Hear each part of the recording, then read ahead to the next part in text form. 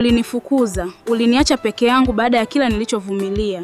Najua sistahili msamaha wako Aisha, nilikuumiza wakati ulikuwa unanipenda. Ukishakuwa maskini ndio umejua thamani yangu? Hapana, nilijua thamani yako siku ulipoondoka. Sina kampuni tena, sina pesa, lakini kama utanipa nafasi nyingine sitarudia makosa yangu. Nitakusamehe, lakini trust itarudi kwa maneno. Je, uko tayari kuanza maisha kutoka sifuri? Niko tayari hata kuuza barabarani ili mradi tu turudiane. Mke wangu, kwa sasa Mungu akinibariki tena sitarudi kusikiliza familia. Kumbe maisha matamu hivi. Tunaishi maisha tunayostahili. Kwa pesa za kaka yetu, sisi ndo tunakula matunda yake.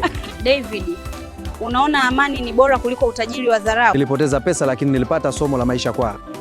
Na somo hilo limekufundisha nini? Zamani nilikuwa na kila kitu lakini sikuwa na amani.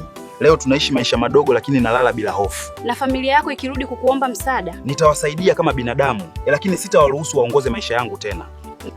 Kama siku moja ukirudi kuwa tajiri, utaweza kubadilika tena? Hapana, sitaki tena maisha yale. Mke wangu, kula chakula kidogo kidogo, tutajenga maisha yetu tena. Mke wangu, leo tutalangua ndizi, ila hizi nguo mpya tukifika sokoni tutazivua. Mume wangu, unajitahidi sana. Sikudhania kama utaweza hii kazi. Najua, lakini hatuna namna nyingine. Bora tupambane pamoja kuliko kukaa njaa. Na mimi nitakuwa pembeni yako. Polepole maisha yatabadilika. Wewe unasimama hapo kufanya nini? Kufanya nini? Samahani mama, nilikuwa... Usinisogelee. Watu wa hivi ndo wanaiba sokoni.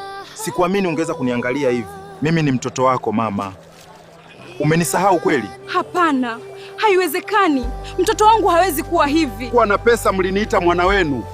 Leo nimechoka na kuharibika mnaniita mwizi. Mume wangu, leo tumebahatika kweli. Ndizi zimeisha mapema kuliko jana. Ni kweli, hata mimi nashangaa. Asubuhi nilihofia tutarudi na mzigo mwingi.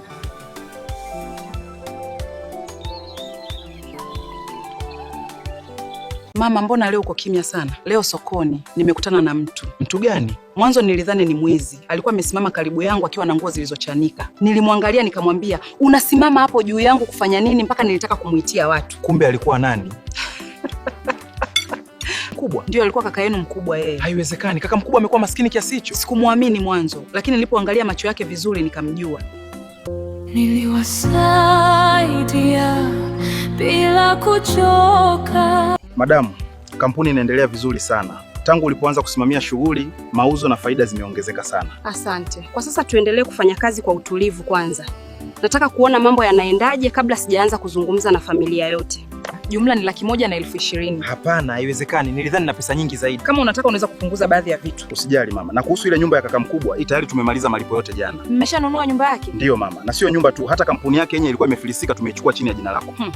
Kwa hiyo kila kitu kiko mkononi mwetu? Kabisa mama.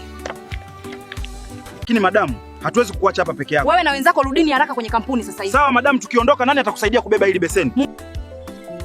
Kaka, mkaa wa shilingi 1,000 ni fungo gani hapa? Shika hilo fungo kubwa hapo mbele. Mkaa safi sana. Huu mkaa wako mbona unaonekana mlaini sana kaka? Nitajua mwenyewe. Nendeni haraka kabla mambo haijaharibika. Tunaondoka, ila tungekusaidia kubeba hilo beseni la mchicha. Nitawapigia simu mkae mbali. Sasa hivi naenda kuuza mchicha.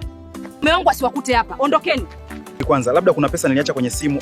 Bado haitoshi. Tulidhani zingetosha. Mtafanyaje sasa? Kuna wateja wengine wanasubiri. Nauza mchicha.